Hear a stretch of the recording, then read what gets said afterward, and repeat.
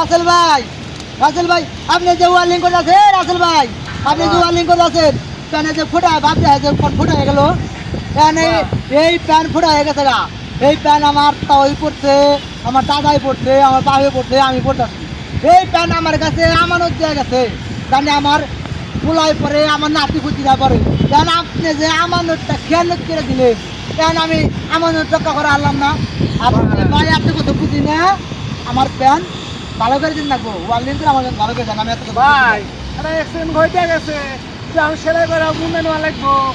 ভাই আমি সেটা করে নেবো না, আমার ভালো প্যান আমার 3 পুরুষ পড়ছে আগে, আমার পরে আর 3 পুরুষ পড়বো, তারা কয়ে গেছে কেন এই প্যান আমার ভালো করে দিনি না। ভাই এটা তো ওয়ালিং করবো না, সেলাই দিয়ে মুন্ডে দেবো মনে। ভাই আমি সেলাই নেবো না, আমার প্যান আমার ওয়ার্লিং করে ঠিক করে দিন রাখবো। রাসেল ভাই কি হয়েছে?